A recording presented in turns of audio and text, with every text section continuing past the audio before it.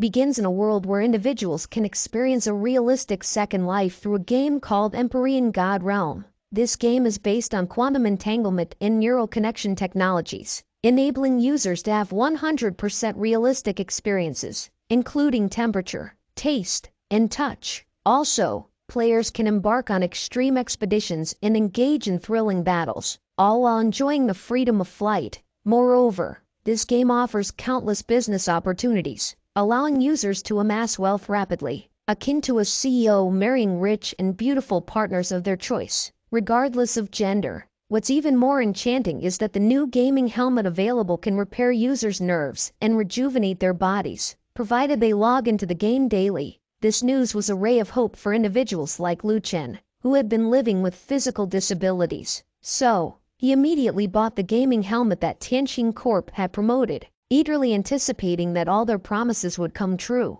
because his life hadn't always been like this. In the past, he had a high-paying job with a promising future. However, an accident dramatically altered his circumstances, leaving him severely injured while protecting someone. With this, Lu Chen found himself on the receiving end of misfortune. To save him, they had to deplete all their savings and sell their properties. But despite their best efforts, he remained a cripple, only capable of moving his head and arms. From that moment onwards, he became a weight on his sister's shoulders, and a target for judgmental onlookers, who seemed to have nothing better to do with their lives. Couldn't resist belittling him, even though they were aware of his tragic story. But although their words dripped with malice, he recognized that this was his new reality, and he didn't want to burden his sister any further. So, he decided to leave. Luckily, the game called Empyrean God Realm appeared. This game had sparked numerous rumors. Some said that players who took part in its internal testing underwent profound transformations, with one even becoming superhuman.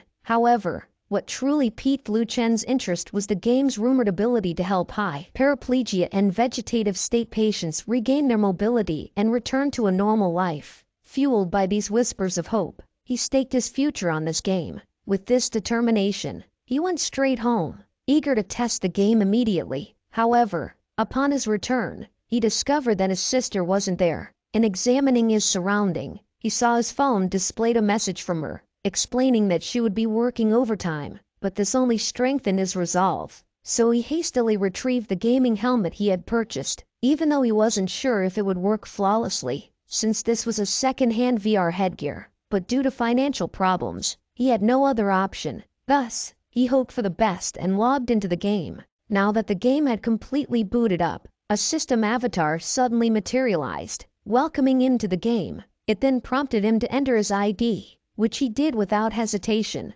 choosing a peculiar name for himself, the only wild one. Now that was settled, the system avatar dramatically tore through the fabric of space, revealing the breathtaking in-game world to him. However, he couldn't help but notice something unusual. Looking down at his own hands, he was taken aback by their fluffiness. This surprised and confused him, so he wondered if this was a new character class in the game, as he hadn't heard of any players discussing it before. Typically, games started with character customization and clothing options. As he examined himself further, it became evident that he had transformed into a wild beast, a far cry from the warrior, puppeteer, and shooter classes he had expected. Now, he pondered if he could still hunt wild beasts for leveling up or making money in this new form. If not, it would be a total problem for him, which made him panic. But freaking out wouldn't get him anywhere. So, he took a deep breath and opened the character menu. To his dismay, the game classified him as a weak werewolf. This designation came with significant disadvantages: a negative 20% penalty to his basic type specialty, lower than average attributes, a low-class bloodline, and a mere 1% critical rate. Upon seeing this, he felt a deep sense of disappointment, and it even brought tears to his eyes. But suddenly it dawned upon him. He realized that he can now move, and his new form felt incredibly real, just like his physical body before his accident. This filled him with excitement, so he immediately tested his newfound mobility by running around with unrestrained joy. He even let out a howl like a real beast, a manifestation of his happiness. However, his celebration was short-lived, as his howl attracted the attention of other players. But to them, he was just an ugly beast, a stepping stone to level up. One player even remarked that it wasn't easy to deal critical damage to ugly creatures, which Luchin couldn't help but feel a pang of annoyance at such comments, but he also couldn't deny that their in-game gear looked impressive, even though they were rookies, which deepened his appreciation for the game. However, the approaching players had a different agenda, as they were only excited about the prospect of taking him down and looting his valuable weapon for profit. This revelation shocked him. He hadn't expected his weapon to be so expensive. The reason soon became clear, as he witnesses that he deals substantial damage to rookie players. Unfortunately, taking on 5 opponents at once was impossible for him at his current level. So, he desperately stalled for time, as he puts all his hopes in the chance that the other wild beast to automatically attack the players. And just as he expected, several creatures like him emerged from the bushes and attacked them at the same time, dealing a significant damage to them, smashing them in all directions. And while they're getting their ass handed to them, Luchin took this opportunity for a backshot, landing the final blow. This earned him 10 experience points and 1 point of monster reputation, which also unlocks the reputation store. This discovery filled him with joy, as he realized that defeating players could yield rewards. So he eagerly continued his onslaught, amassing a total of 30 experience points and 3 more monster reputation points. Additionally, he obtained 5 basic level recovery potions. This made him curious about whether this medicine came from a reputation store. So he opened the store window. To his surprise, it seemed his assumptions were wrong. The store didn't sell recovery medicine. It appeared that wild beasts like him couldn't purchase such items. However, on the brighter side, he noticed that he could level up his talent and quality in the store. With this, Luchin recalled reading on the official website that players didn't possess talents until they chose their careers. This seemed to be a significant advantage. So, he wondered if being a wild beast was a sort of cheat code. But that is only the case if he could also kill his own kind. If not, he will be stuck at level 1. So, without hesitation, he started his friendly fire. To his delight, he found that he could kill monsters without drawing the attention of other wolves as well. This realization filled him with joy, and he continued his onslaught with enthusiasm.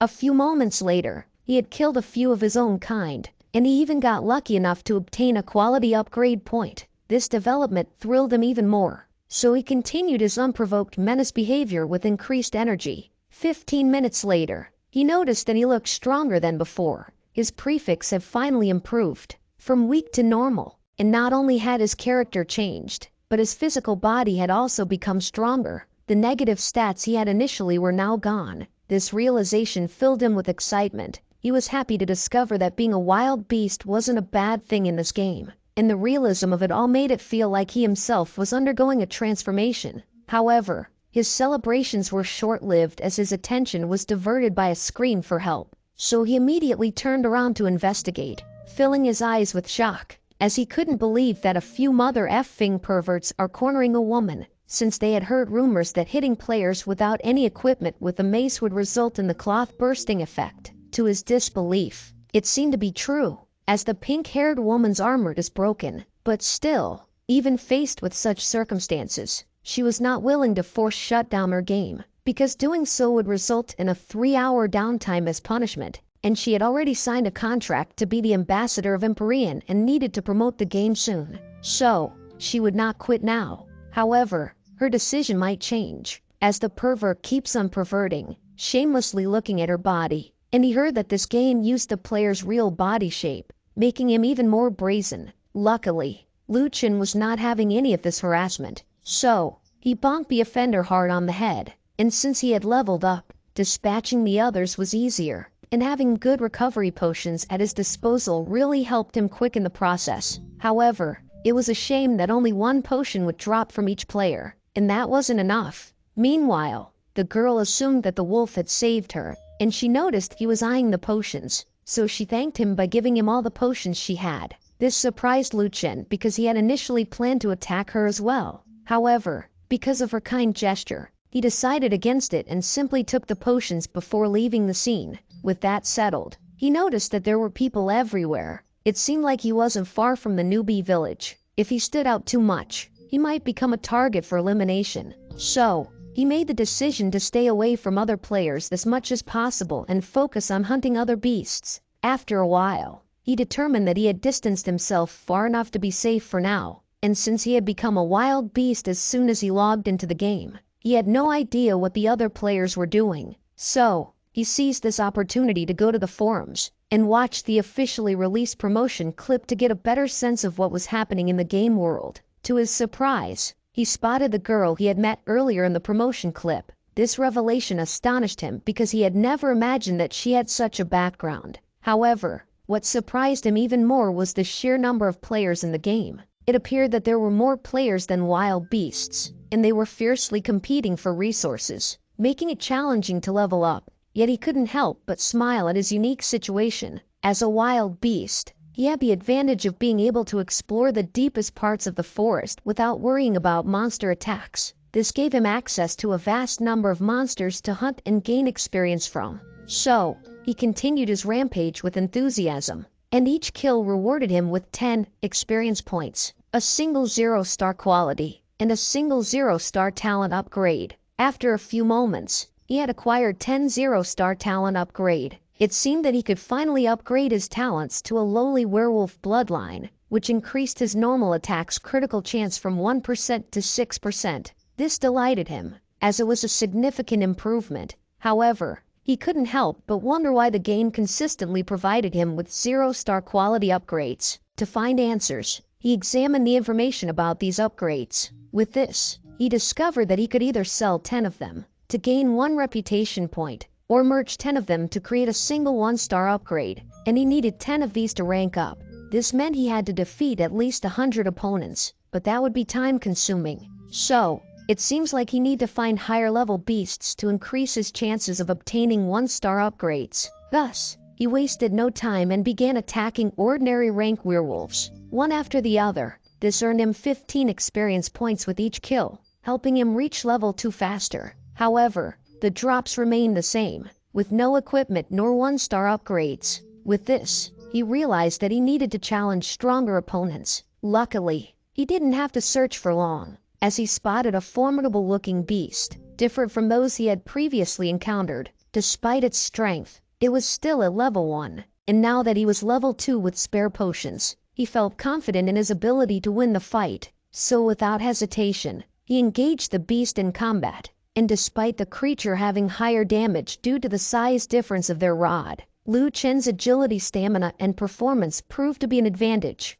After a respectable 5 minutes of intense battle, he emerged victorious, and the battle had yielded him 20 experience points, both 1-star quality and talent upgrades, and even a dropped weapon. It was clear that spending 5 minutes fighting such monsters was definitely worth the effort. But the problem now is that he has 2 weapons in hand, and he doesn't plan on dual-wielding them. Luckily, he remembered that he could sell one for 300 yuan, but before that, he needs to confirm the market price. So he decided to check the official website. After searching the market, he found that the weapon had only seen 100 transactions, suggesting that it was quite scarce. However, he decided to list it for 260 yuan, just to see if it would sell. After placing the item on the market, he closed the window and was about to continue his journey. To his surprise, a notification immediately popped up. Opening it, he discovered that the item had been instantly purchased by a player named Forecover,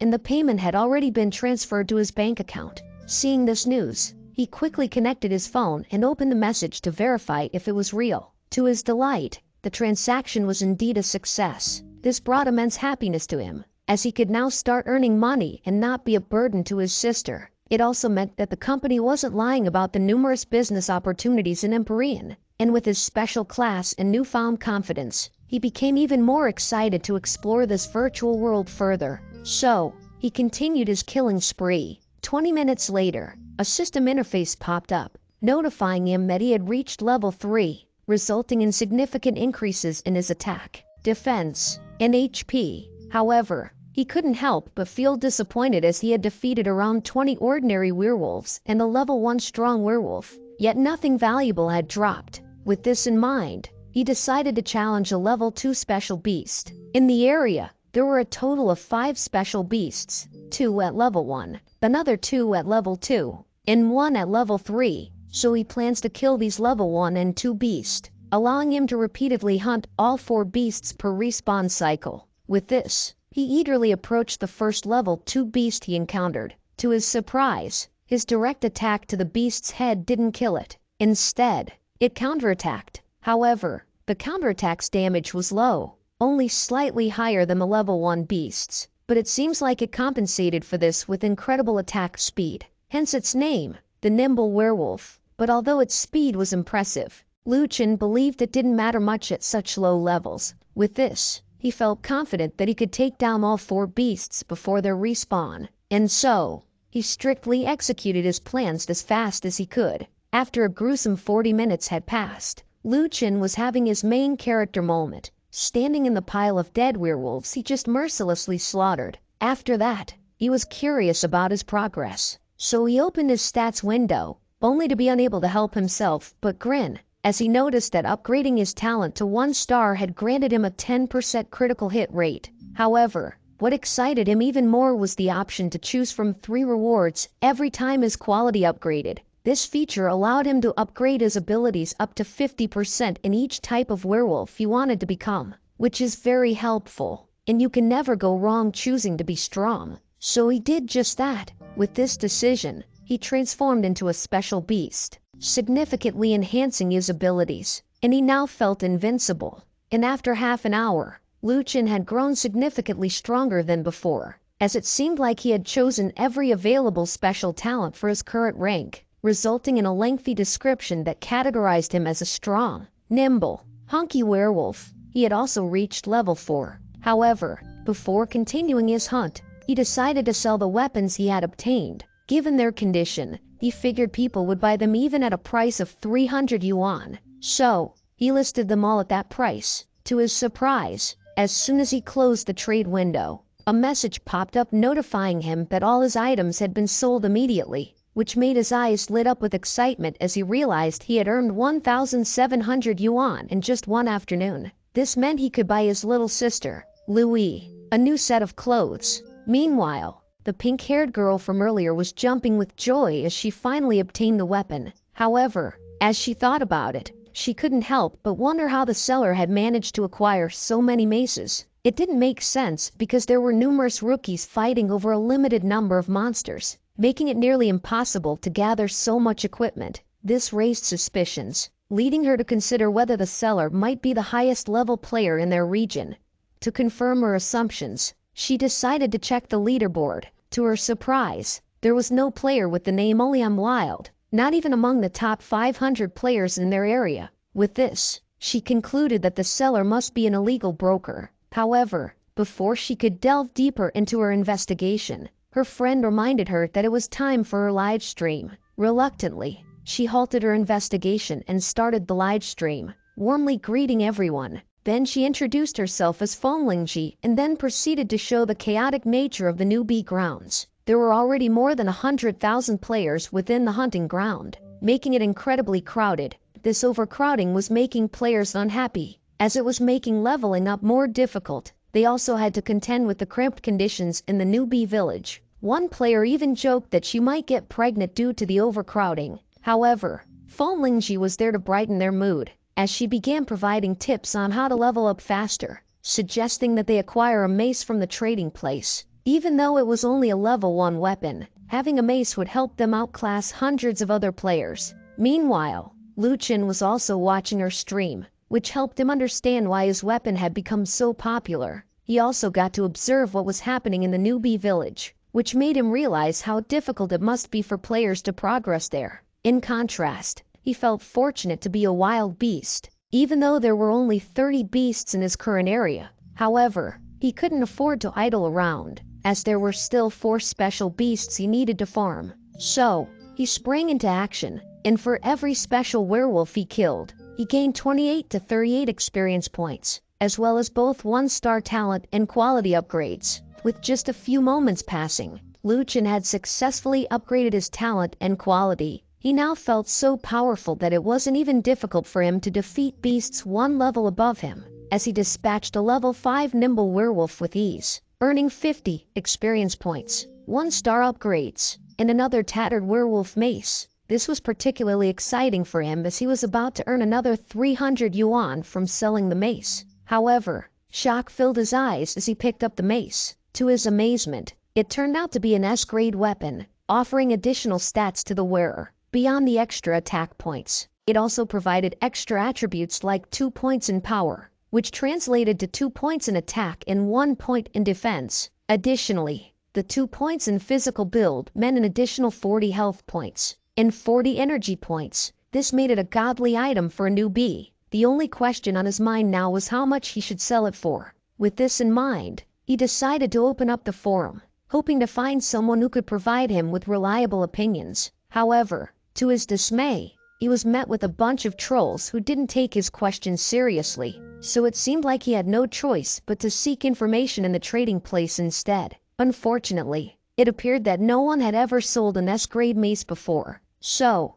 he had to make a decision without much guidance. And considering that this weapon was only level 1, he realized that pricing it too high could be troublesome if no one bought it, as it was better to sell it quickly. And so he decided to auction it with a starting price of 1,000 yuan, and just hoped that it would be sold within half an hour. If it indeed sold, he could earn 3,000 yuan today, and if this trend continued for a month, he wouldn't have to worry about money anymore. Meanwhile, one of the players came across his auction and couldn't help but wonder why he was starting the bidding at 1,000 yuan. It seemed like an absurdly high price for a level 1 mace, so they assumed the seller might be looking for someone gullible enough to buy it. However, this didn't align with the prices he had set for previous weapons, which were quite reasonable. Therefore, it suggested that there was something special about this particular weapon. A few moments later, in a change of scenery, deep within the forest, Luchin continued his grind, and he acquired another weapon,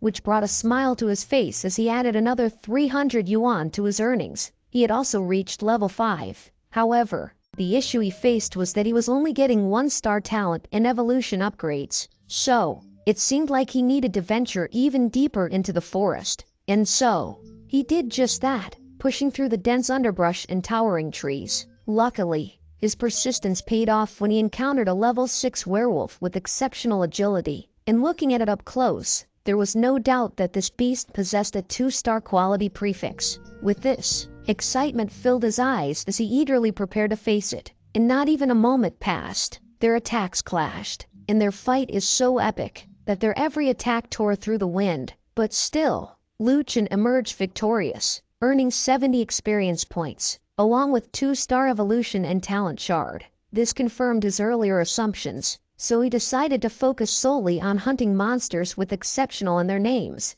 A few moments later, after a whole day of grinding, he finally reached level 6. It had been tough, especially since the experience required had skyrocketed starting from level 5. But even so, he was happy because he had also leveled up his quality, so he was now considered a werewolf with exceptional strength and agility. Then, he checked his quality. It became evident that evolving to a 2-star quality directly doubled his attributes. However, he couldn't help but feel that these prefixes were becoming a problem. Because of this, he could be easily spotted even when trying to hide behind the trees. Still, he decided to deal with this issue another time, as he had been grinding for so long, and he was tired. So, it was time to log off for today. But before that, he needed to handle the equipment he had obtained. So, he opened up the trade window and put it all up for trade. As soon as he was done, his eyes lit up. He knew that he had just earned a significant amount of cash, with 9 regular maces and 2 small high-quality ones.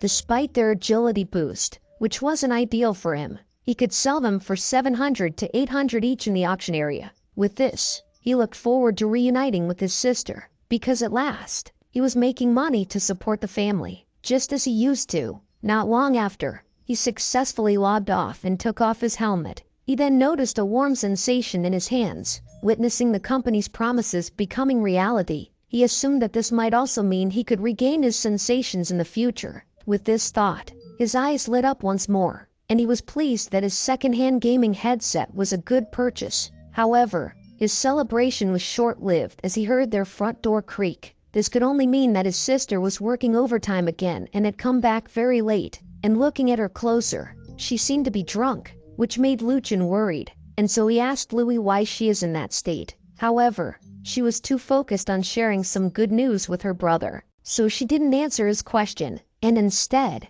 came closer to his brother. and told him the good news that she was going to make a large amount of money this time, since their company was moving to the Empyrean God realm, and she was a core member of the team, since the head office had found great business opportunities in the Ninth Heaven domain, so they allocated 5 million for them to join the game, which was the reason for their recent celebration. And the best part was that she was now the deputy team leader. Unexpectedly, she was so drunk and happy that she somehow ended up sitting on her stepbrother's lap, which made Luchin feel flustered. However, he wasn't as intoxicated as she was, so he gently reminded her to be careful next time, considering that she was all grown up now, and their current position was quite awkward for step-siblings to be in. To his surprise, Louise's drunkenness seemed to unleash some Alabama spirit in her, as she didn't seem to mind being so close to her stepbrother. She even rationalized that they weren't real siblings after all. Therefore, she believes that she isn't doing anything wrong. What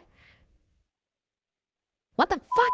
And she had already decided that she wanted to be with him forever and take care of him for a lifetime. Luchin was taken aback by this revelation, and he couldn't even respond, since his face was already buried against her as she hugged him tightly. And in an oddly surreal turn of events, they somehow tumbled off his wheelchair, landing in an even more awkward position, and Louis showed no sign of stopping. In fact, she pressed herself even closer to Luchin, and before he could utter a word, she gently touched his lips, silencing him, as she didn't want to hear him talk about not wanting to burden her, especially since the Empyrean God realm had attracted hundreds of millions of players from around the world, including major companies, conglomerates, and even government officials. So, he can rest easy, as she was presented with a massive opportunity, being paid while playing a game, and she was determined to take care of both of them. However, Luchin had some good news of his own to share as well, so he excitedly informed her that he was also making money in the Empyrean God realm. Therefore, she doesn't need to work so hard to support him. Unfortunately, she didn't hear what he said, as she had already fallen asleep.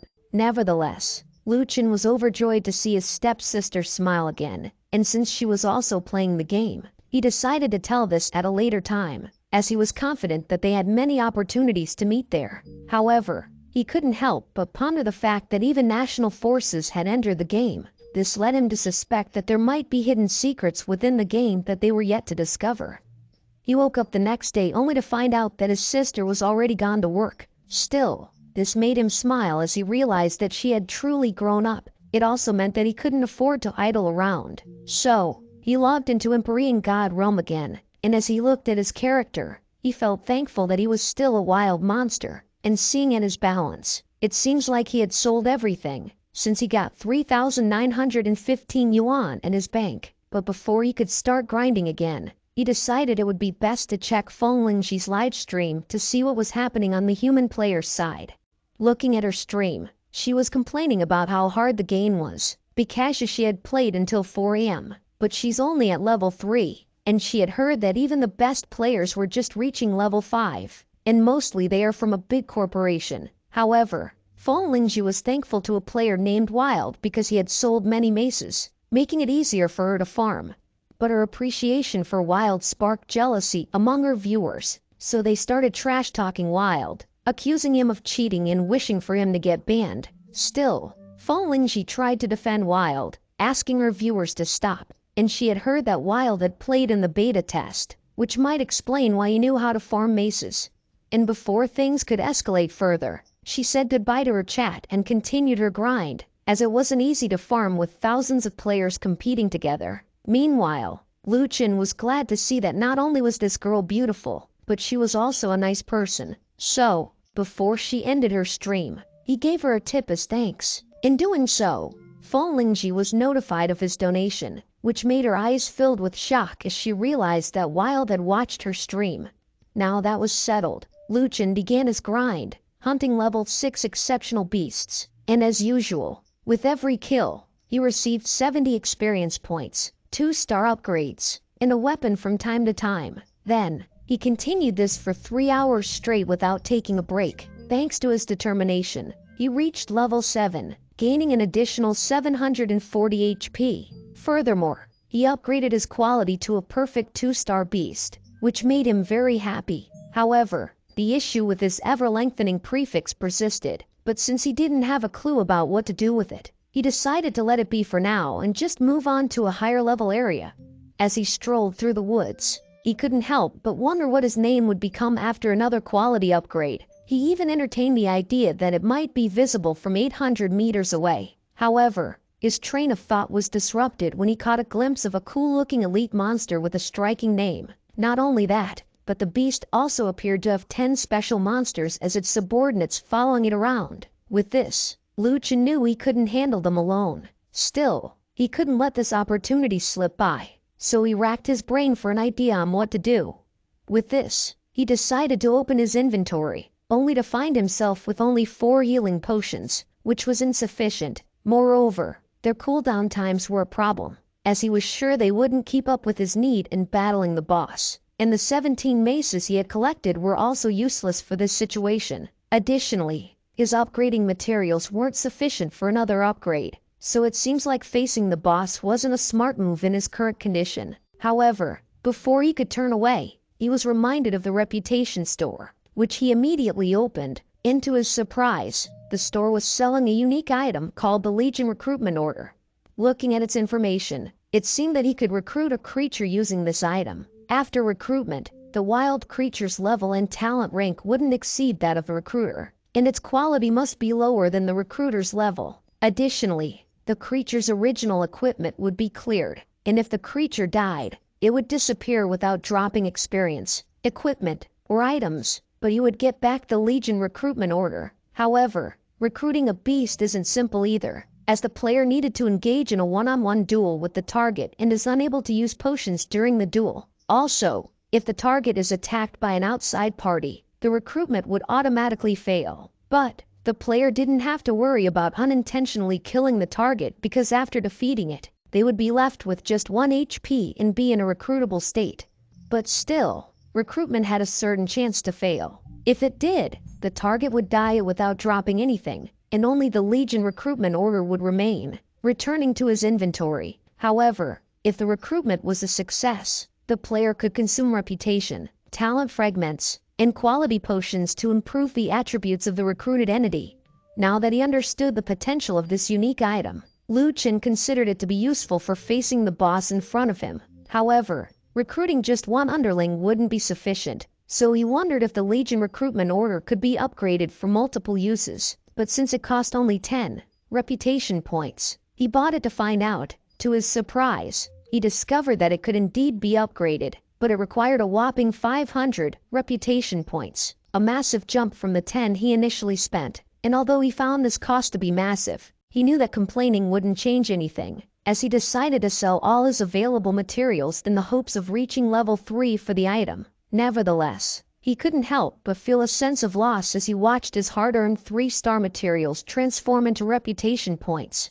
A few moments later, he successfully upgraded his Legion Order to level 3, allowing him to recruit 3 underlings, which he immediately initiated the recruitment process by challenging 3 special beasts. After defeating each one of them, he recruited them without any issues. However, he still needed to upgrade their stats, causing him another tear to come out from his eyes as he used his remaining materials. Nevertheless, he now had strong subordinates at his side, which excited him, as he felt prepared to face the boss.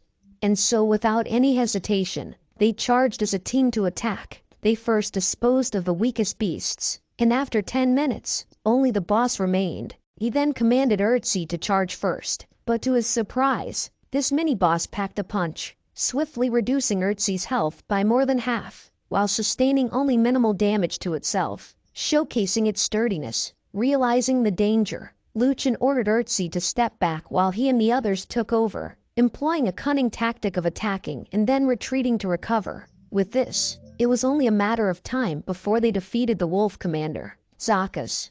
This victory rewarded Luchin with 360 experience, 3-star upgrades, a white level 5 leather shoulder, a gray level 1 tattered fur vest, and a green level 5 shattered stone mace. Luchin was particularly excited about the green quality gear because it had a high attack and additional attributes, providing an extra 6 in strength, 8 in agility, and 6 in stamina. It was a potent weapon on its own, and this made Luchin hesitant to sell it. And due to this, he came up with a clever plan. Instead of selling it, he decided to wait for Zakas to respawn and obtain another weapon from him. And while he waited, he commanded his subordinates to roam the area, targeting werewolves at levels 7 to 8. However, before they left, he reminded them not to wander too far, always pick up equipment, rest when their health dropped below 40%, and immediately notify him if Zakas respawned. This effectively set up an auto-farming system, allowing him to take a break while monitoring his experience and loot increasing from a distance. To his surprise, it seems like his subordinates were more efficient than he was, which made him felt relieved, and now he didn't have to worry about them too much. So he took this opportunity to check the player's situation in the live stream room, while hoping that no one had already caught up to him.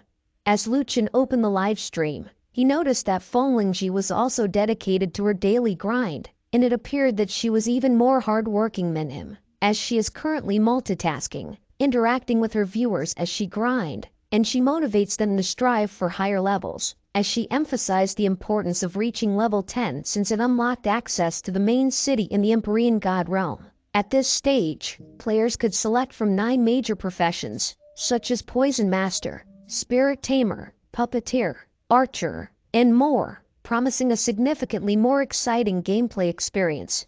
However, the other players she was with pointed out that the highest level player currently was still below level 5. They had also heard that it takes 10,000 experience points just to level up from 5 to 6, so what she was talking about seemed quite distant. Nonetheless, they were excited about the guild system, which should have been open for a while now, so they suggested to Lingji that she should consider joining a guild, to which she responded that she didn't want to, because based on the current situation, being part of a guild would also mean competing for resources, and she preferred the flexibility of not being tied to one. Meanwhile, Luchin learned about the guild system and immediately opened the guild function. To his surprise, there were already numerous guilds to choose from, and many of them were famous groups. There was even a special forces division, which made him wonder if it was a real military unit. But seeing the multitude of guilds made him smile, realizing that this game was becoming more and more incredible by the day. 8 hours later, the game's realism was proven as Luchin had even slept peacefully in the game world, as he was awakened by a poke on the snout from one of his subordinates, and now that he's fully awake now, he was surprised to find that it was already 7 in the morning. This also meant that Zakas respawned every 8 hours, which was quite a long time even for Luchin. Nevertheless, he knew there was nothing he could do about it, so he decided to let it be. But before battling Zakas again, he planned to buy 2 equipment slots so that he could equip the shoulder pads and armor. After that, he opened his character panel to check his attributes, but as he examined his information closely, shock filled his face, as he couldn't believe that he had already reached level 8. And what was even more surprising was that he was almost level 9. This outcome brought a big smile to his face as he couldn't believe how effective his auto-hunting subordinates had been. And with 3 pieces of equipment on him, Zakas was no longer a threat. So, he went on the hunt Zakas, particularly aiming to obtain the stone mace again, all while wondering how much this green-grade equipment would sell for.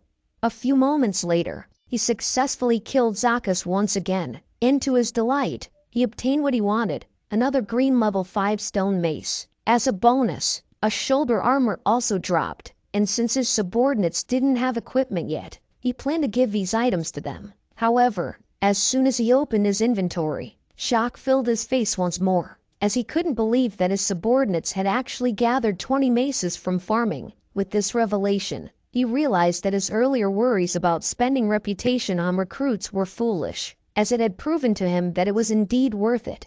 But as expected, the prices of maces had dropped, as they were now only selling for 280 yuan each. However, he could still sell a few of these low-quality ones for a bit more, and the white level 5 shoulder armor could be auctioned at a starting bid of 700 yuan, with a buyout price of 1,500 yuan. The only problem now was that he didn't know how much the green mace was worth. This left him wondering, so he decided to go to the forum and ask for advice. But even before he could do that, several messages popped up, notifying him of the successful transactions of the maces. These constant notifications were distracting, so he disabled them for the time being.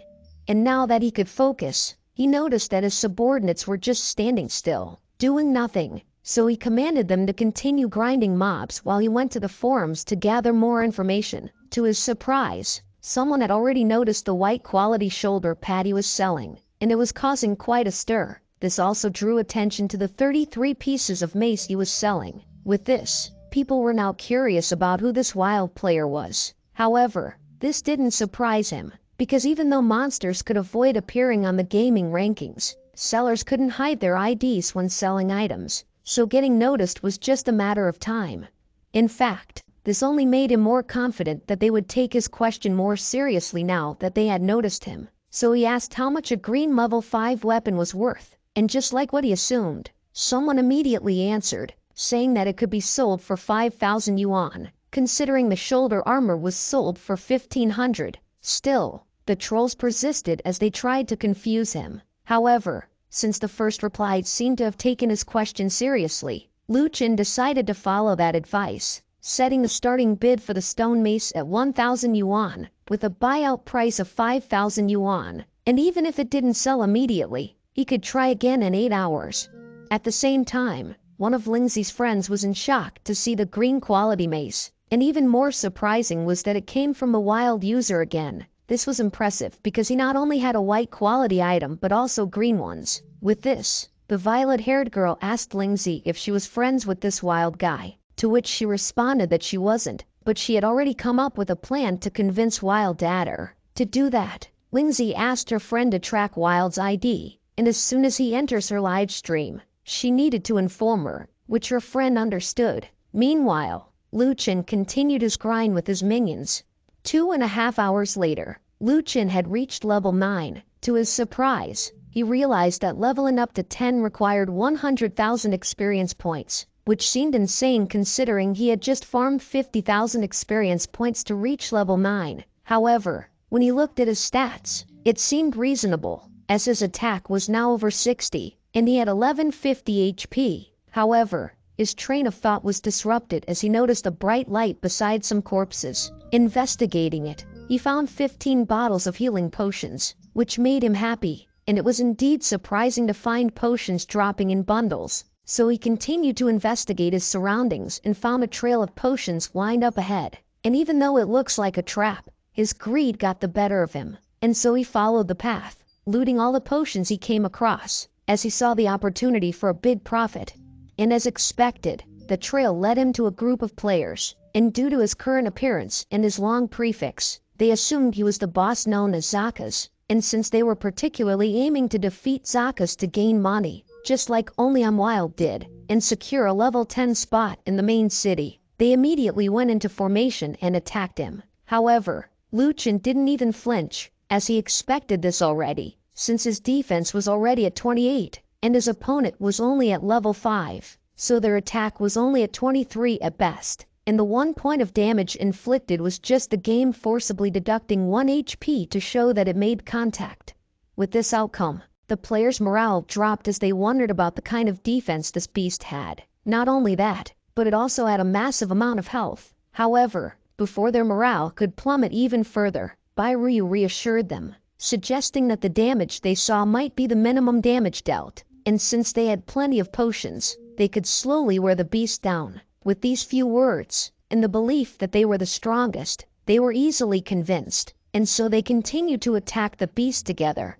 But Lu Chen, on the other hand, remained standing emotionless, unfazed by their attacks, allowing these delusional motherfuckers figure it out for themselves. However, even though a considerable amount of time had passed, it seems like they are still unwilling to admit that their attacks were only dealing 1 damage to him, which didn't make sense to Lu Chen, so he began to wonder if these players were simply stupid. Nonetheless, waiting for them to realize the truth would be a waste of time, and he couldn't keep targeting his own kind either. So a wicked grin appeared on his face as he realized he had to fulfill his role as a monster. Now that he had made up his mind, Lu Chen gave the closest player a piece of his mind, almost killing him. But he wasn't done yet, as Lu Chen decided to give him the other piece. However, before Lu Chen could deliver the final blow, the players began using their potions. Still, they soon realized that their potions weren't helping much, as it only restored 10 points per second, and each had a cooldown of 10 seconds. But they had come this far and were unwilling to retreat, So, they decided to be more careful with their positioning and take turns attacking the beast. To their surprise, as the boss moved, their attacks couldn't even land a hit. Instead, they were the ones receiving damage, creating a bursting effect with every strike they received. With this, they finally realized that winning wasn't possible from the start. So, they made the decision to run, but it was already too late, as Liu Chen had firmly resolved to eliminate them. And not even a moment had passed, Liu Chen had wiped out the group that was attacking him, and it appeared that he was now grinning with delight as he had acquired 27 bottles of potions from just one player. So, it seemed like he had just made a fortune once again, and from what he had gathered by observing them, these people must have noticed the declining price of regular maces. So, they decided to hunt for Zakas, but after the lesson he had just taught them, they probably wouldn't dare to try again for at least a few more days. This meant that he could continue grinding for a while and work his way up to level 10.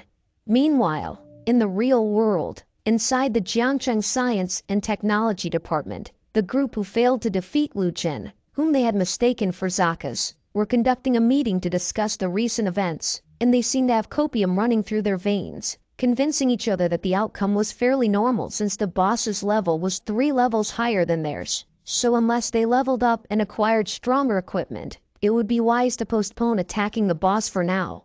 They also recognized that the loss wasn't entirely in vain because they now knew the location of the boss. However, a nagging question lingered in their minds, wondering how did the user named Wild manage to do it, while they were beginning to realize that this Wild player was much stronger than they had initially assumed. Meanwhile, inside the game, Liu Chen was relieved to see that the emails had finally stopped pouring in. There were so many that he wasn't even sure if all the items he had put on the market had been sold, and with the commotion dying down, he easily organized his emails and was pleased to discover that everything had indeed been sold, leaving him with 25,221 yuan in his bank. However, he couldn't celebrate just yet because he still needed to reply to all the people who had messaged him. However, it would take him quite some time to individually respond to each message, so he decided to send a single group email to express his gratitude to everyone for their kind gestures, but he wouldn't be adding any in-game friends. And for those inquiring about equipment, he assured them that he would send an email before consigning equipment to ensure fair competition. With these matters settled, he closed his email tab and resumed his grinding. 8 hours later, excitement filled Liu Chen as he finally reached level 10. His continuous grinding had paid off, and he had also acquired 28 maces, 1 shoulder pad, 1 vest, and a handful of upgrade materials. And looking at his attributes, it became evident that the 100,000 experience points were worth it, as it resulted in a qualitative change in his abilities. But now that he had reached level 10, curiosity filled his mind, as he wondered if there were any new surprises awaiting him at the reputation store. So, without delay, he opened the store. To his surprise, he discovered 3 new options in the reputation store. Intrigued, he first explored the skin tab, and it turned out to be exactly as described. He could use 1,000 points to change his appearance, which he considered this feature somewhat useless at first. So he moved on to the bloodline tab, which instantly left him astonished. By choosing this enhancement, he could obtain the bloodline of creatures from the same species after defeating a sufficient number of them. And bloodlines were a significant game changer, as they granted him access to unique talents inherent to his species, and its quality can be improved as well, just like what he did for his werewolf bloodline. But what was even more intriguing about this enhancement was it allows him to acquire the appearance and attack methods of other species, provided he obtained their skins. This excited him greatly, as it meant he could potentially transform into various wild monsters or even into a human being, which was a fantastic news. However, he couldn't make this decision just yet because he hadn't finished reading all the tab descriptions. So, he proceeded to the 3rd tab called Mental Technique, where he can find enhancement that will grant the user the 4th attribute known as Mana. This attribute would enable him to use magical attacks and defenses, and there were 2 options available. The first was the low-level monster meditation, which unlocked mana for 1,000 points, and the other, also requiring 1,000 points to unlock, the yellow-level spell induction, allowing the user to analyze yellow-level spells used by wild monsters after defeating them. Now that Liu Chen had read all of their descriptions, he hoped to obtain all of them since they all seemed great. However, Due to limited resources, he had to choose wisely, so he decided to start with monster meditation, which allowed him to gain 1 mana point for every minute of meditation. With this decision made, he began his meditation. And there were 3 main ways to obtain mana in the game: through killing wild monsters, meditating online, and taking potions. While meditating and training, he couldn't perform any other operations, including transactions. This was a bit of a hassle for Liu Chen, so he decided to meditate for another time. And having spent a long time in the game already, he planned to log out. But before doing so, as he usually did, he decided to list all his loot for trade and auction. Afterward, he checked out the live stream to see what other players were up to. And since Lingji was specifically waiting for Liu Chen to join her stream, she made sure to track his anonymous ID from the previous stream. So the moment she saw his anonymous ID, she launched her scheme to add Liu Chen as a friend, starting a raffle, calling it a way to give back to her fans, in which she would choose a random audience member from her room and gift them a mace. To Liu Chen's surprise, she specifically gave this gift to him. This unexpected turn of events left Liu Chen amazed, since he hadn't been in her live stream for long, yet he had already won something. And before he could take any action, Lingji contacted him immediately, requesting his account ID so she could add him as a friend and send him her prize. However, he refused and suggested she give it to someone else instead, but she proved to be persistent, as she isn't taking no for an answer. 3 minutes later, they were still engaged in an argument, and Lingji persisted and made another attempt to persuade Liu Chen to accept her gift, suggesting that he consider it a favor to her, and the only way he could convince her otherwise was to show her that he already had a mace with him. To prove it, she asked him to take a screenshot while holding it. However, Liu Chen understood that his current intimidating appearance, marked by a long prefix, wielding a werewolf mace, and accompanied by 3 idiots, might terrify others, so accepting Lingji's gift appeared to be the most sensible choice. Besides, Lingji had previously been quite supportive of him, especially when dealing with haters, so as a gesture of goodwill, he agreed to her proposal and accepted her friend request, thereby revealing his true in-game name to her, in which Lingji pretended to be surprised to conceal the fact that she had recognized him from the beginning. But since Liu Chen did her a favor, she took the opportunity to really express her gratitude, informing him about the poisonous fog forest that leads to the level 10 main city, which had just opened up. With this, Liu Chen considered it impolite to delete someone as a friend right after receiving a gift, so he decided to let it be and just head to the poisonous forest, as Lingji had recommended. Liu Chen arrived at the poison mist forest, where a tablet greets him in the entrance, stating that this is the only way to the level 10 main city, which is also home to numerous powerful creatures. Throughout history, only 1 out of every 10 people could escape from this place due to the challenging battles and hindered visibility caused by the poisonous mist. It was recommended not to get too obsessed with fighting here and to escape as quickly as possible. However, this only made Liu Chen excited as he looks forward in meeting these so-called monsters and test their strength. Fortunately, he didn't have to wait long, as poisonous arachne-type monsters descended from the treetops, preparing to attack him in groups. And since these monsters had high levels, Liu Chen took the battle seriously. He engaged the strongest monster while his subordinates dealt with its minions. To his surprise, as the battle goes on, he received a 5-second poison debuff, but fortunately, its effects weren't too powerful, reducing his health by only 20 points per second. With this, Liu Chen continued his tactic, and within just 3 minutes, he successfully defeated the elite monster and its minions. This victory rewarded him with a total of 500 experience points, 2 3-star upgrades, and 2 mana, which greatly pleased Liu Chen.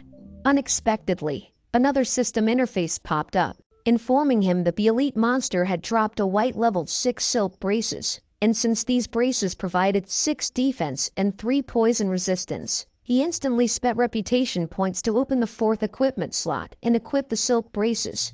However, it appeared that Liu Chen couldn't catch a break in this place, as another wave of monsters appeared above him, poised to attack. After 5 minutes of intense battle, Liu Chen realized that this hellish place was too challenging. 3 of his subordinates hadn't even had time to recover their health, and none of them were left alive. Additionally, he was exhausted from playing the game for hours. With all these factors in mind, Liu Chen decided to log off immediately. Now that he was out of the game, he stretched his body since he had been playing for too long. To his surprise, he realized that he could also lift his other arm, which was impossible before. This filled him with excitement as he realized that the promises of the company were real. Although he couldn't move his fingers much, this was a sign of improvement. So, he called his stepsister and asked her when she was going home, mentioning that he had a surprise for her. This intrigued Louie, as it had been a long time since she had heard brother be this enthusiastic about something, so she looked forward to going home as soon as she could. However, she couldn't do so right now because she would be working overtime to level up, as the world of the Empyrean God Realm proved to be more challenging than expected, and their boss had even bought each of them a mace, so they needed to respond in kind by working hard before the main city opened. Then she said goodbye, ended the call, and continued her work, while Liu Chen still had a smile on his face, as he looked forward to tomorrow. When Louis comes back, he might regain his physical capabilities like he used to, and that was something he eagerly anticipated. And so, when the next day arrived, Liu Chen logged straight into the game, engaging in an intense fight with the spider. However, now he was more confident in dealing with these creatures, having learned from his past mistakes. He was prepared to face the monsters that spawned as soon as the elite spider died. But to his surprise, the number of monsters had doubled compared to his previous encounter. At this moment, he knew he was in trouble. Then another one of his subordinates died, which shocked him beyond belief. And not long after, all of his subordinates had perished. With this turn of events, he was overwhelmed by rage, and so he decided to use his potions and confront these motherfuckers head on. 10 minutes later, after he had vanquished the wave of monsters, Liu Chen left the poison mist forest with a heavy heart, still grieving over the loss of his new subordinates. However, he understood that crying wouldn't change anything, and Zakas is about to respawn, so it was the perfect time for him to borrow 3 more idiots from him. But this time, he plans to spend his reputation to open additional equipment slots for them, allowing them to wear poison resistance gear and enhance their fighting capabilities gradually. The next day, Liu Chen and his newfound subordinates entered the poisonous mist forest, engaging in fierce battles with spiders like they owned them money, and Liu Chen was more confident that his subordinates would survive this time, thanks to the improvements in their quality and their poison resistance of 10, which helped stabilize their performance.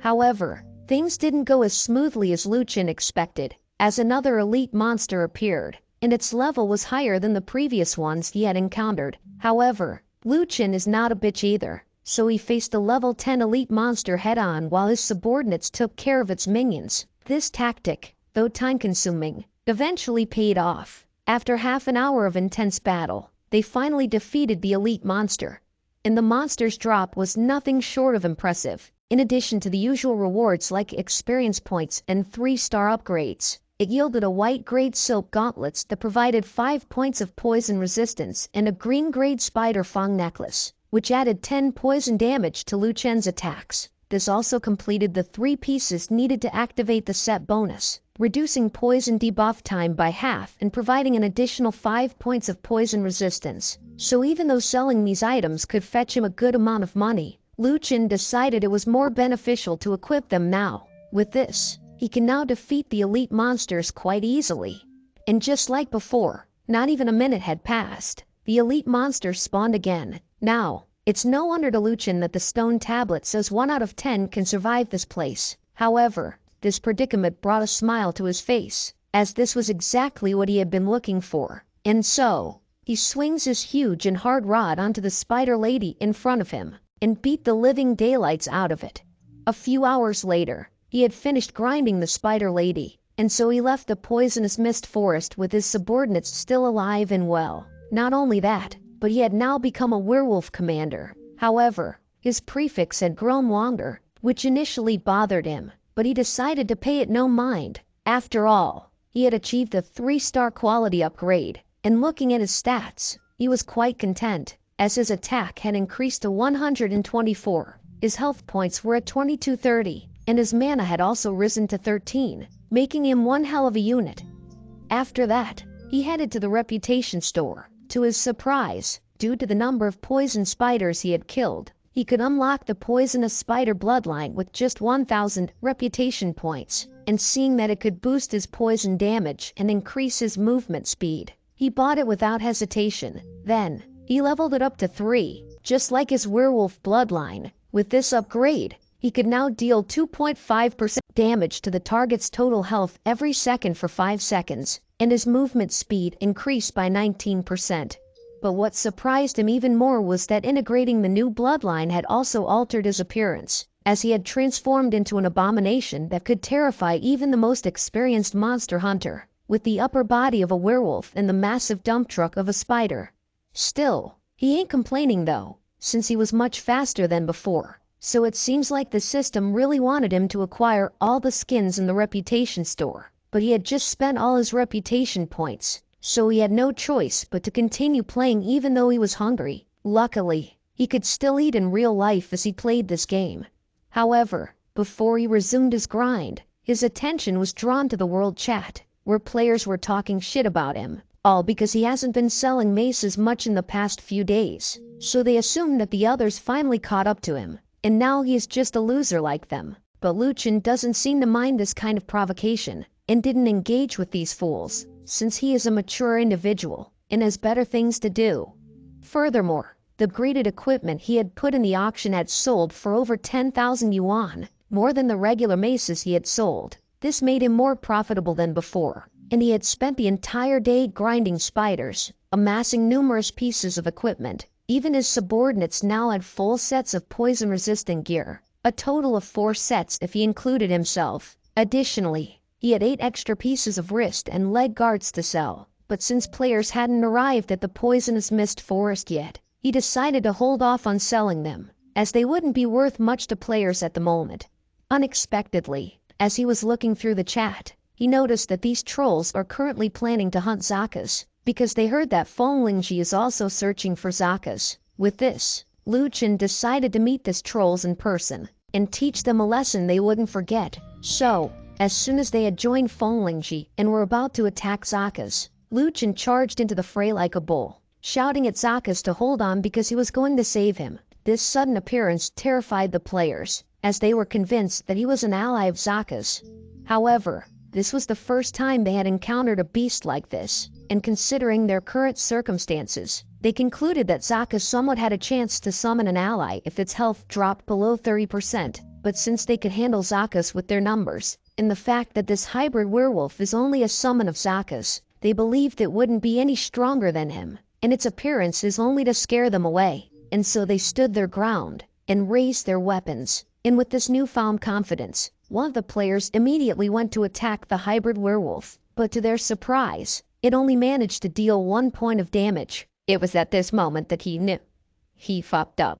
And looking at its health, they began doubting their eyes, questioning if they saw it right, as it was the first time they had seen a monster with over 2,000 health points, and its defense isn't to be taken lightly either. However, before their morale could drop, one player in the group assumed that the purpose of this beast was just to hold back players, and its attack is just light as a feather, so there was no reason to panic, which instantly convinced the others, since it is a reasonable conclusion after all. So they all decided to ignore this hybrid beast, and just focus on attacking Zakas. However, Luchin is on demon time right now, and he is not going to let these trash talkers do what they want without catching a fade from him. So he immediately showcased his power in front of them, killing the nearest player in an instant, shocking everyone who witnessed it, and seeing them frozen in fear. Luchin took the opportunity to violate them, sending the players flying with his every swing. With this, the players realized that they couldn't win this fight. Not only that, this hybrid beast attacks inflicted a potent poison debuff that their potions couldn't keep up, and so surviving isn't an option either. With this, they realized that the hybrid werewolf was the true threat, and so panic spread among the players, causing them to abandon their assault on Zakas and attempt a hasty retreat. However, Luchin had no intention of letting them escape, since it was imperative for the success of his plan that he eliminate every last one of them. This included even Lingji, whom he had recently befriended. And in mere moments, Luchin had dispatched every player, a fact that filled him with immense satisfaction, as he made a lot of money once again. And now that the coast is clear, he instructed his subordinates to retrieve the potions dropped by the defeated players. And while they diligently carried out this task, Lu Chen decided to visit Lingji's livestream to observe what the other players were doing. As Lu Chen observed the aftermath of the battle on Lingji's livestream, it was evident that the defeated players were devastated by their loss. The elite group of 40 had been utterly wiped out in a matter of minutes, leaving them demoralized. Some even decided to log off the game and take a break, while others approached Lingji, imploring her to contact her friend only on Wild, the only player who had successfully defeated Zakas. And so these players believed that Wild might hold the key to defeat Zakas, and they thought Lingji's charm could persuade him to reveal the secret, to which Lingji initially hesitated, as she feared it might cost Wild some of his earnings. However, the audacity of these players knows no bound, as they don't care about Wild's interest, and so they just continued to pester Lingji, forcing her to follow their demands. And seeing that they aren't going to take no for an answer, Lingji had no choice but to approach Wild for the information.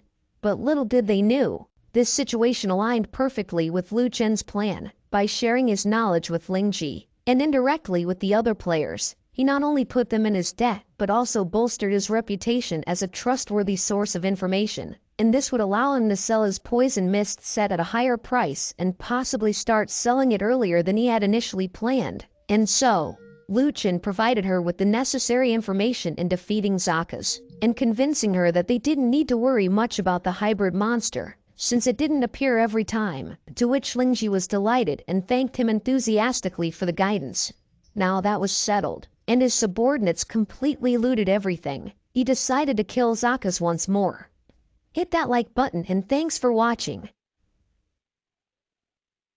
This chapter, Lu Chen entered the poisonous mist forest. However, the monster respawn rate there was faster than he expected, leaving no time for his subordinates to recover. With the poison in the air causing debuffs, it was only a matter of time before Lu Chen's subordinates died. In response, he had to leave the forest and devise another plan. Luckily, he had acquired enough equipment with poison resistance embedded in it. So, Lu Chen recruited another batch of werewolves and resumed his grinding in the poisonous mist forest.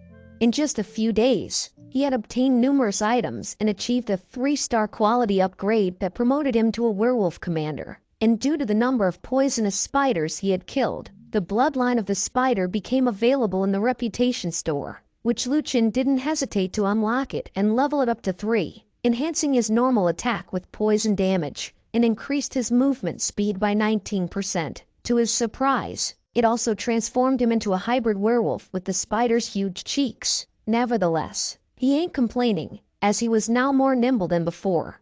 But before he could resume his grind, Lu Chen took the opportunity to visit other players and teach his haters a lesson they wouldn't forget, by violating them, and at the same time, preventing them from killing Zakas, which instantly devastated the players, leaving them no choice but to turn to only Wild for answers. This outcome delighted Lu Chen, as it was part of his plan to establish himself as a trustworthy source of information. This would allow him to sell his items at higher prices and possibly start selling them earlier than planned. So, he promptly provided them with the necessary information, which they appreciated. With that settled, he continued to hunt Zakas once more. Now on to the next part.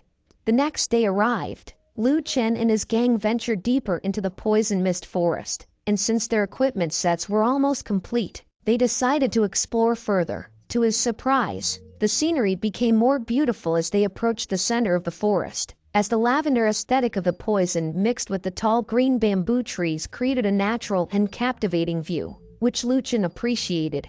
However, this also meant that the monsters here were different. Therefore, he proceeded with caution, and just as he expected, a snake monster appeared in front of them, but he was still taken aback, as the quantity of the snakes was more than the spiders he encountered before.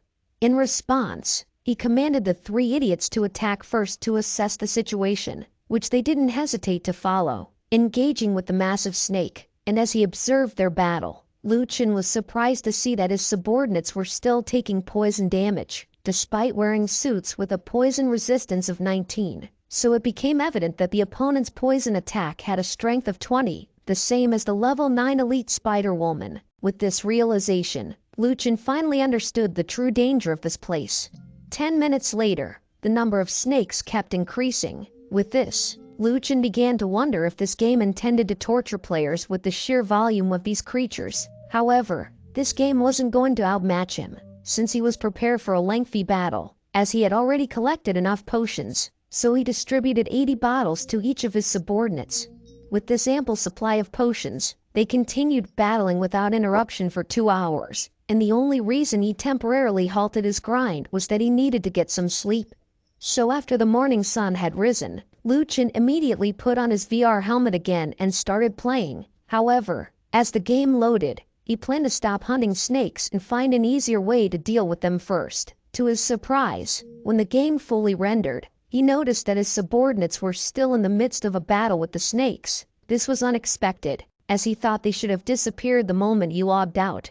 Not only that, but the monsters were still spawning, which was odd, so he decided to investigate more closely. And to his shock, he discovered that his subordinates had already leveled up to 9. With this, he realized that the 3 idiots took turns resting and continued to spawn monsters, and since he wasn't around, all the experience they obtained was shared among themselves, allowing them to level up while he was asleep.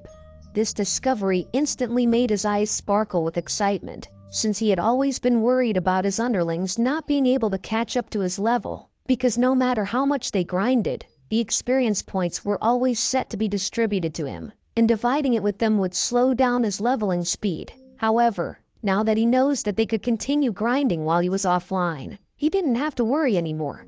Furthermore, the number of pythons he had killed was sufficient to unlock its bloodline in the store. Initially, the 2,000 reputation point price made Liu Chen hesitate. However, his decision changed when he noticed that this bloodline had a unique talent, as it could increase his poison damage by 10% every time the target moved 1 step. This effect lasted for 7 steps, with a maximum duration of 60 seconds.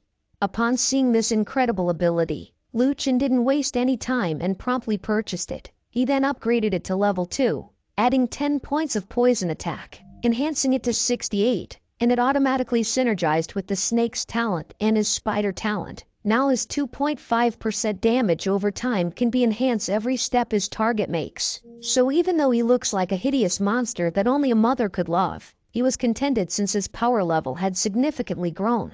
And with this newfound power, even the snakes that were once a struggle for him were no longer a threat, as his overall damage had doubled due to the new poison effect. And this brought a broad smile to his face. So, he excitedly ordered his underlings to attack as he made plans to clear this map in a single day.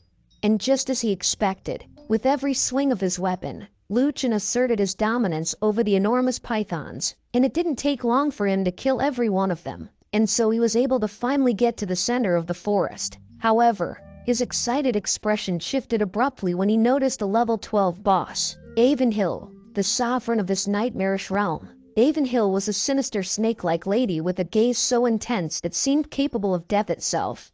Sir, grab me that specimen. But sir, we don't know what it is. Grab me that specimen. And she was a hybrid creature with spider legs protruding from her back. But despite its intimidating appearance, Liu Chen's fear transformed into curiosity as he assumed this formidable monster must drop valuable loot. Furthermore, the absence of other monsters around Avenhill added to his anticipation, and with his 3 subordinates accompanying him, he felt confident that they could defeat her in a single attempt, and so he excitedly charged to smash it.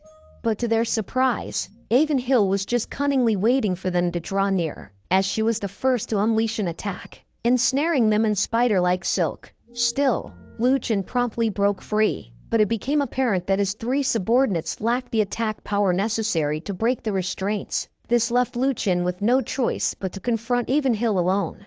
However, battling her wasn't as straightforward as he had anticipated. Her damage output slightly exceeded his own, and she boasted over 4,000 health points with remarkably swift regeneration. Unexpectedly, she also inflicted him with another debuff, reducing both his movement and attack speed by 10%. With this, Liu Chen realized how terrifying Avenhill was. Other players would surely meet their demise against her. Fortunately, Liu Chen wasn't like other players, as he had merged with the spider bloodline. This endowed him with the enhanced movement speed needed to maintain distance from Avenhill, while his talent-enhanced poison skill continued to chip away at her health.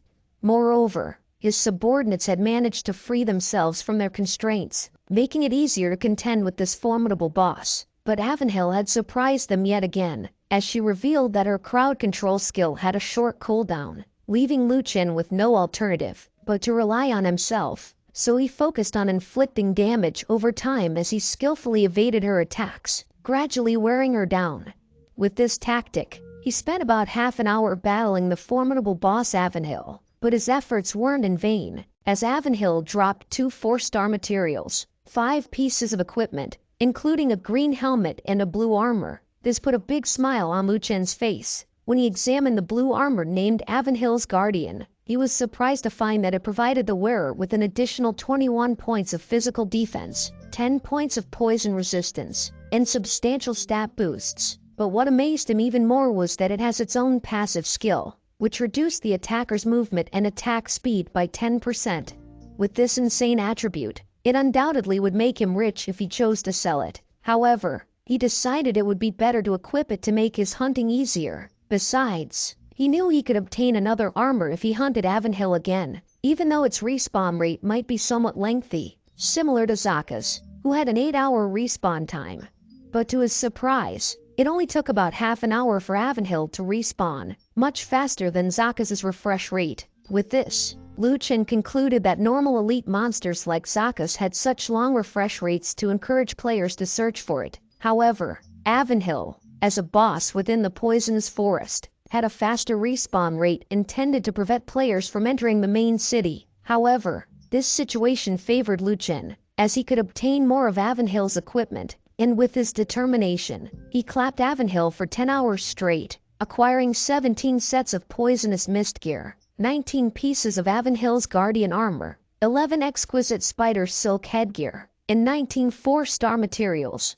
And now that he had a complete set of equipment, he decided to open his 8 slots. Even though it cost 4,000 reputation points, it was a worthwhile investment, considering the high-quality helmet with 11 points of physical defense and several additional stats. And with all the hardships he had to endure in the poisonous forest, it was time for him to proceed to the next step, and that is to reward himself by making a fortune. To do this, he needed to check what the other players were up to first. As expected, many players were frustrated due to the challenges of the poisonous fog forest, expressing their discontent about the game's difficulty. However, no one seemed to have mentioned Avanhill's name, indicating that no players had reached the 3rd level yet. And since they had all passed the 1st level without acquiring any items, this meant that Liu Chen's equipment would likely be in higher demand than he had anticipated. With this, he proceeded to the next step of his plan, and that is to cause a sensation and advertise his items, and that will be easily accomplished by visiting Feng Lingji's live stream.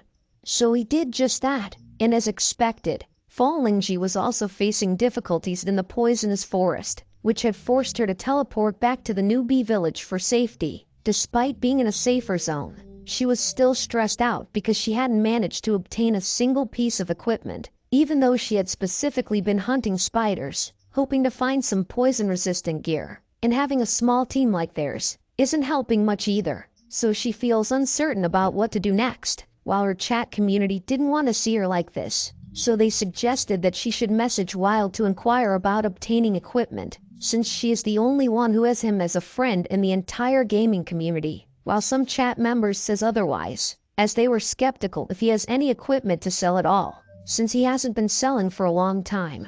Still, Lingji doesn't have any other ideas, so she turned to Wild and asked if he had any extra poison-resistant equipment available for sale. She was willing to buy it if he did. To her surprise, Wild didn't disappoint, as he responded promptly, confirming that he had a complete set of this gear.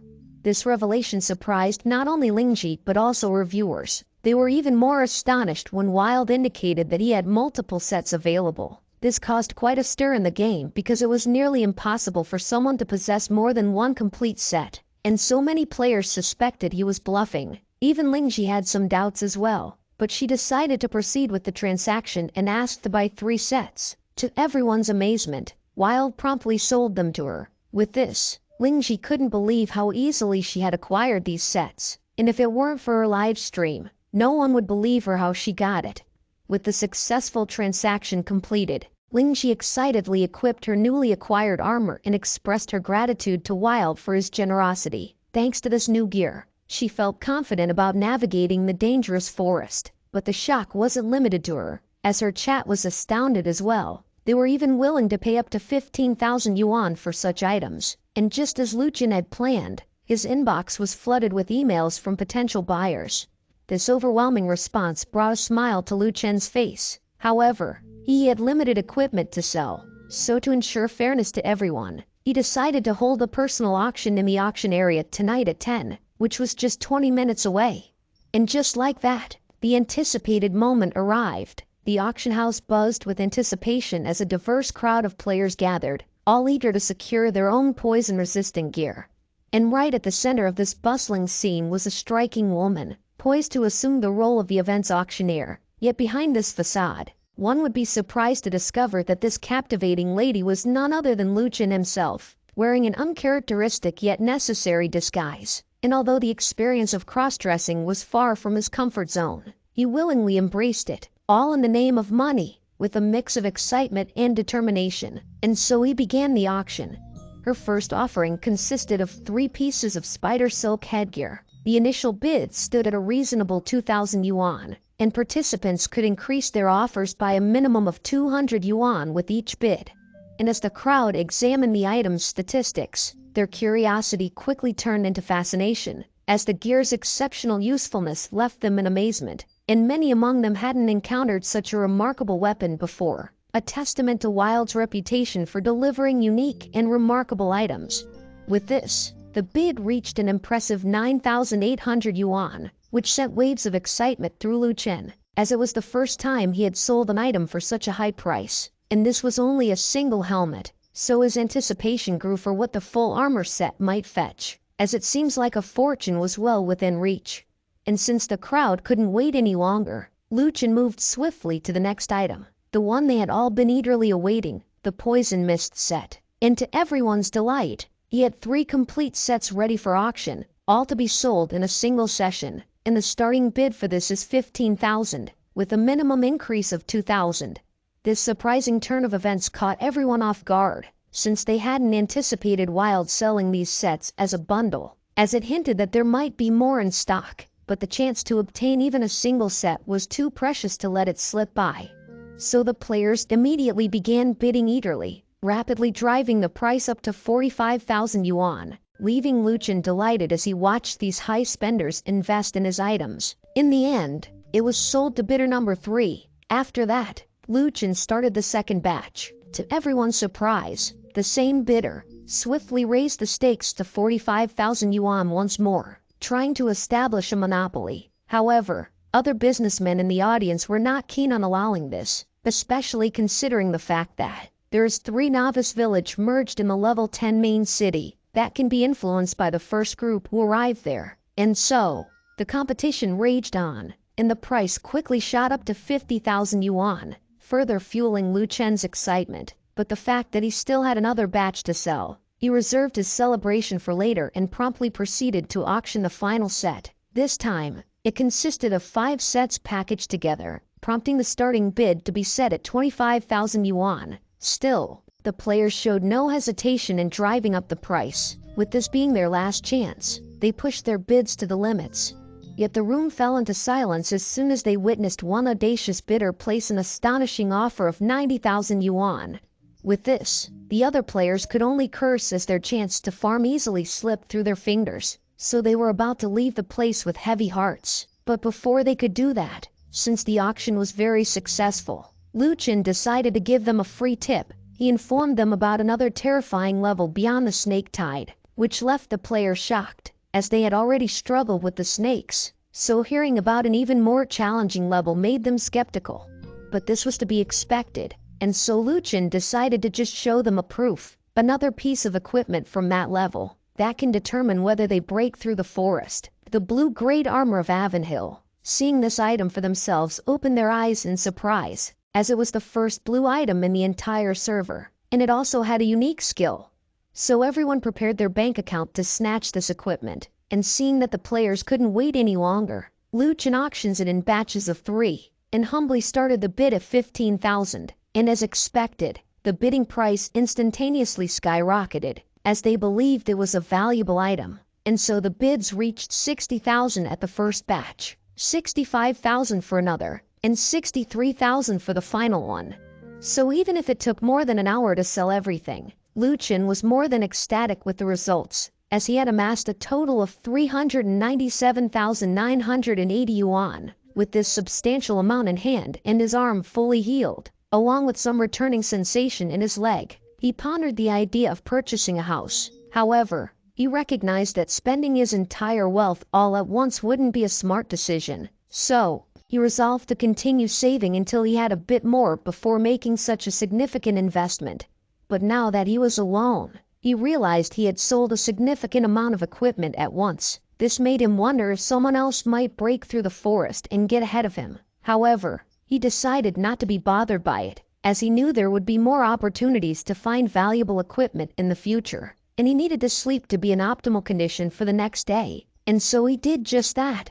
Meanwhile, inside the game, the players that have bought a gear from Wild was too excited to sleep, and so they gathered inside the forest and joined their forces to conquer and get out of this place to get to the main city. And even though a few of them died in the process, they still continued, pushing through the horde of spider onto the tides of snakes. They have continued this until it was almost 5 in the morning, and with their determination, they have finally managed to pass through the snakes. And it seemed like Lingxi's group is the first one that have arrived this far, other than Wild. But just like what Wild had told them, Avanhill was there to greet them with her devilish stare.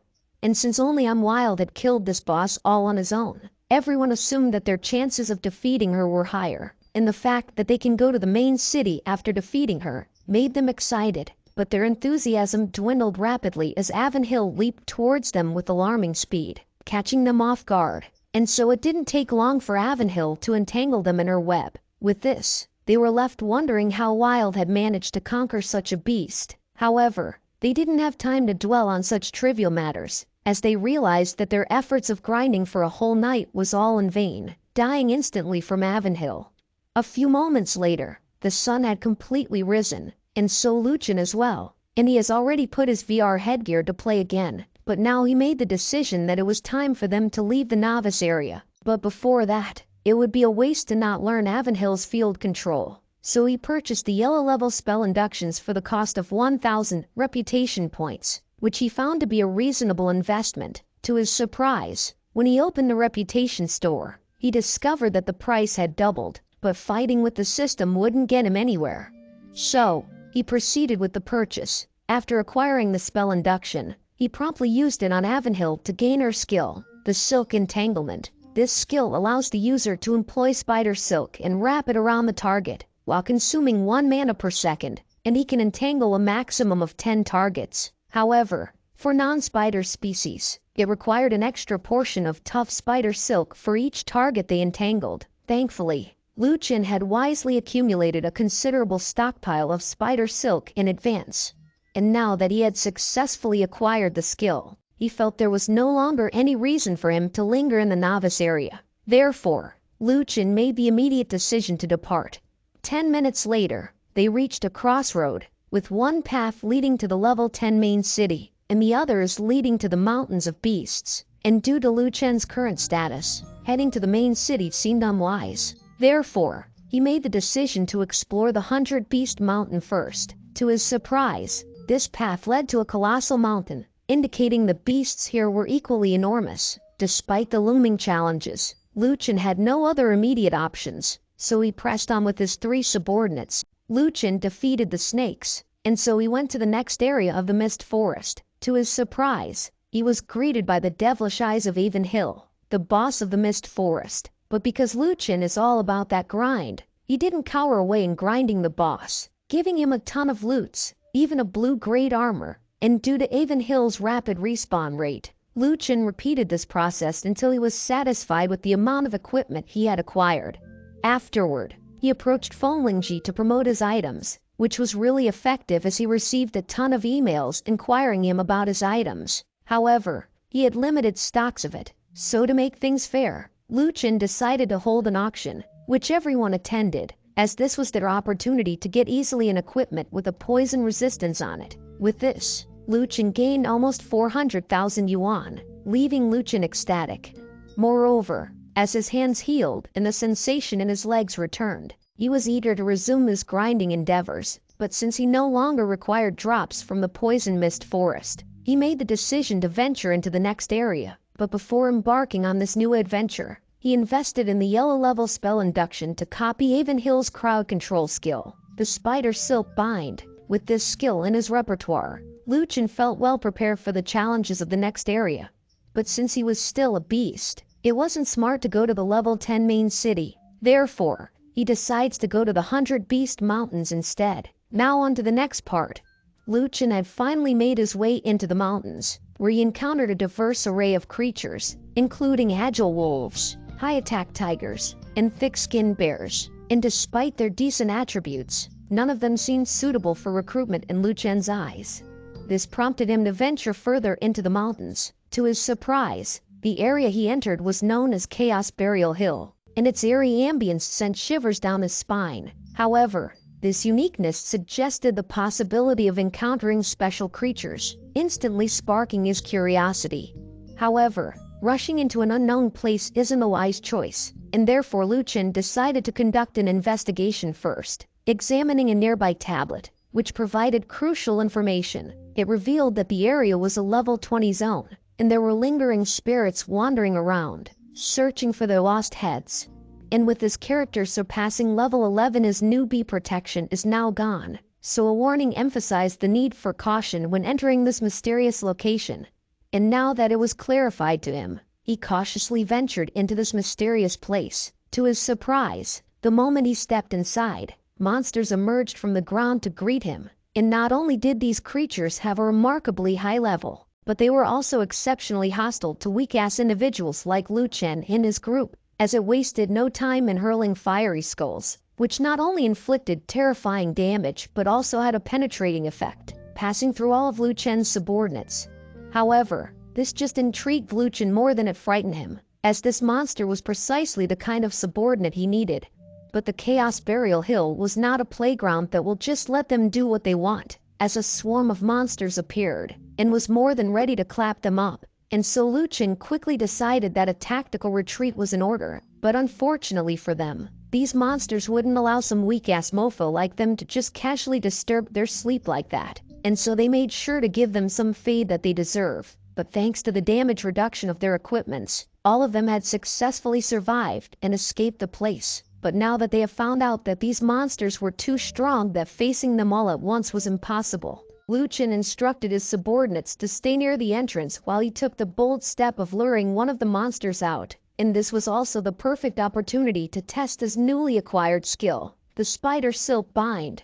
2 minutes later, after a bit of a struggle, he successfully lured the monster towards him. And so with a quick gesture, he tries to activate his Spider Silk Bind skill. However, much to his surprise, instead of the skill activating from his hand, a fountain of spider juice erupted from beneath him, glazing the monster girl with his white sticky bind. 10 minutes later. Wait a damn minute. Look at this dude. Oh, wait till you see the... No, no, no, no.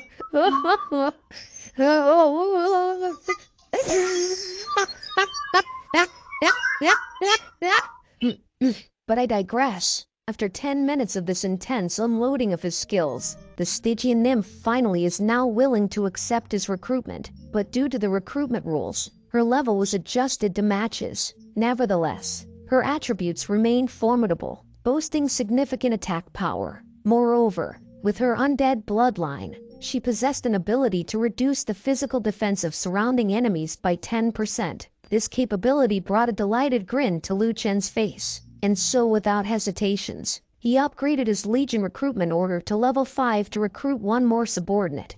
And with 15 minutes more, he successfully acquired his 5th subordinate. This accomplishment triggered a hidden quest named A Place to Settle. The quest required him to expel an elite wild creature with King in its name from the beast's mountain range and obtain his own territory. Completion of this quest would grant him the right to use the area and earn the title Fearless and Daring, which Liu Chen found this opportunity appealing. However, He believed it was wise to choose a higher level area to ensure other players wouldn't easily wander on his territory. With this in mind, he set his sights on the tallest mountain within the beast's mountain range, known as Guanyin Peak, as he remembered that a level 25 white-striped Tiger King resided there, making it an ideal location for his new territory.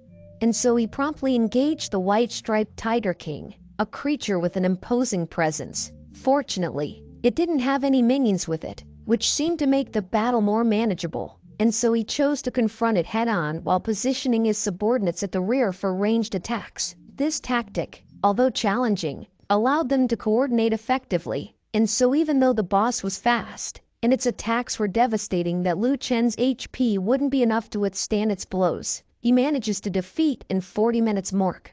However, just before the white-striped Tiger King's demise, a system message popped up, presenting him with two options. He could either kill the boss for its regular rewards or expel it to complete a mission. By selecting the second option, the boss's respawn location would reset, and because he needed to fulfill the mission requirements, he decided on the latter.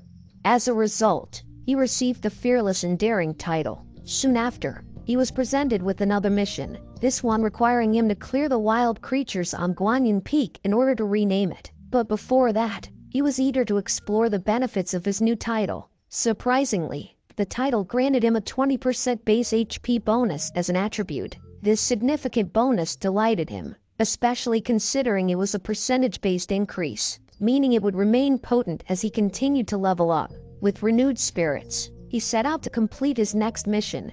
With his newfound title and the force of wild creatures under his command, Liu Chen found the game even more captivating, and so excitement surged through him as he took on the role of a leader and directed his subordinates to clear the monsters ahead. Together, their combined strength resulted in a steady stream of experience points and valuable upgrade materials. Before long, equipment began to drop. To his delight, he received not just one, but two items simultaneously. The first was a white-grade spiked wolf fawn club, and the second was a pair of white wolf hide leggings. This unexpected windfall added to his excitement, and he eagerly rallied his subordinates, informing them that it was time to upgrade everyone's equipment.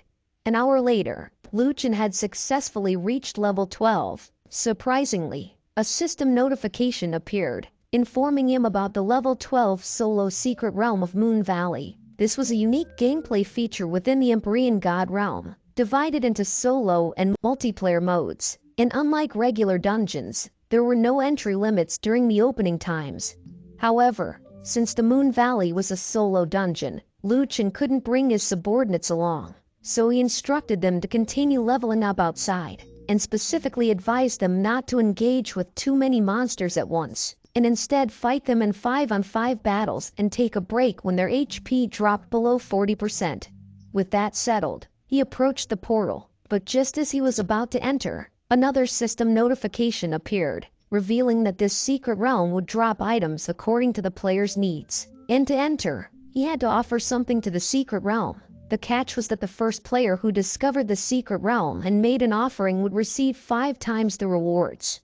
Additionally, the equipment obtained from the realm wouldn't be of lower quality than the items offered, and there was also a higher chance of obtaining equipment for the same parts as the one offered, and he could put in 2 items, which was a great opportunity for Liu Chen, and so he carefully considered what to offer, contemplating whether to contribute weapons or armor. But as he thinks further, a sudden realization struck him. With this, he realized how foolish he was to even consider putting in equipments instead of upgrade materials, because as long as he puts in 4-star materials, it will still be relevant even if he ranks up, and so it will be more cost-effective than offering equipments. And with the 500% increase in the loots dropped, he is certain that he would make a fortune.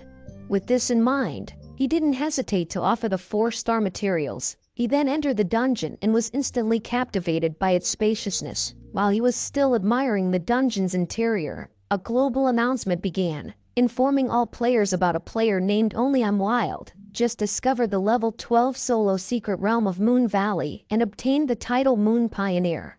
Consequently, the secret realm officially opened to all players, and it was recommended that they hurry if they were interested in competing for the secret treasure. With this announcement, everyone was left in a state of surprise, not because of the secret realm itself, But due to how rapidly only Wild was leveling up, and he had already gained a title, something extremely challenging to achieve, unlike them, who hadn't even left the novice village yet, and so it seems like only Wild was rapidly becoming stronger.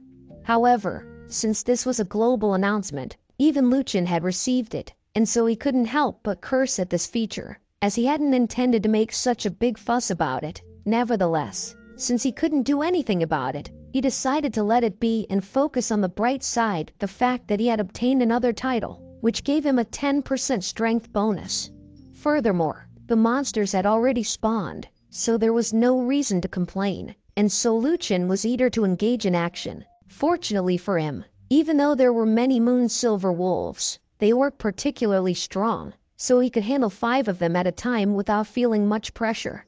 And as he had wished for, every time he defeated a moon silver wolf, he gained 5 times the amount of upgrade materials, which instantly brought a huge grin to his face, and so he continued his merciless rampage with enthusiasm. And with the sheer number of monsters he was taking down, he leveled up in just an hour. He also collected over 1,000 materials, which enhanced all of his talents to 4 stars. With this, a significant change could be seen in his attributes, as his maximum physical attack had reached 233, his defense was at 142, and even his HP was nearing 5,000, and thanks to his mixed 4-star bloodlines, his critical chance, movement speed, and poison damage had all significantly improved. Additionally, he gained a king title as a prefix, signifying that he had officially become a boss, and the only thing stopping him from ranking up further was his lack of knowledge about where to find the ancient heart and ancient fragment materials. However, he wasn't done with the dungeon yet, as he hadn't encountered the boss, so he decided to temporarily set aside thoughts of ranking up to 5 stars, and being a boss monster himself, he wasn't afraid to seek out the dungeon's boss. And just like that, he encountered the boss, which he didn't hesitate to attack, and as soon as their attack collided, he was more than confident that defeating this boss would be an easy task, and so with a smug superiority, he taunted the boss, calling it as a weak-ass bitch, while he smacked his rod at it, and just like what he assumed, he killed the boss in just minutes, gaining 4,000 experience points and 35-star materials, which instantly made him ecstatic, as he had become richer than ever before. While other players received the shock of their lives, as the system announced once again that the secret realm had been cleared and would close in 5 minutes. This news really disappointed them, as they hadn't had the chance to explore the place, and they had no idea when it would open again. Meanwhile, Luchin had left the dungeon, and with plenty of extra materials, he decided to exchange them for reputation and upgrade his Legion recruitment order to the maximum level. With this, he could now recruit 10 subordinates. He also unlocked a new position for his members, the squad leader, which allows his subordinates to lead a squad of 5 units independently. Subsequently, a mission was unlocked, requiring him to set up a camp. This involved cutting down 500 trees and collecting 500 units of stones to build a residence for his subordinates in his own territory. Upon completion, he would be rewarded with a 3rd-stage defense formation called the 4-sided Epic Guardian Formation. And with such new developments, he quickly recruited more monsters. Once their group completed, he instructed them to chop trees and move stones, and if they finished ahead of schedule, they could go and level up together. And after hours of non-stop grinding, Luchin decided it was time to take a well-deserved rest from the game. But as soon as he removed his VR helmet, he couldn't help himself but smile as he realized that he had earned 500,000 yuan in less than a week, which it felt like a dream, but the sensation returning to his upper body assured him it was real. So he eagerly looked forward to the day he'd return to his normal self, and that day didn't seem too far off, as he could already sense heat in his thighs as well.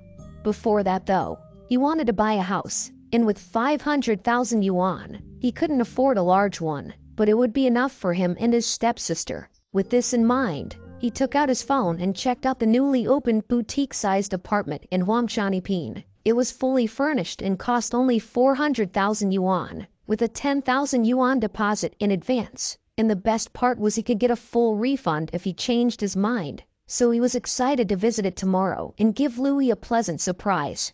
Meanwhile, in the Sea country's National Security Bureau, Special Action Group leader, Manhwa was reporting to his director. He informed the director that their bureau had successfully established a special action group to participate in the game. However, he expressed his confusion about why they were attaching such importance to a game, prompting the director to explain that the game, Empyrean God Realm, was not as simple as it seemed on the surface. Even governments and militaries worldwide were participating, so it is highly likely that it will change the future of mankind. And he speculates that if the time comes that there would be a second Empyrean God Realm to be set online, they would finally gain a deeper understanding of what was happening.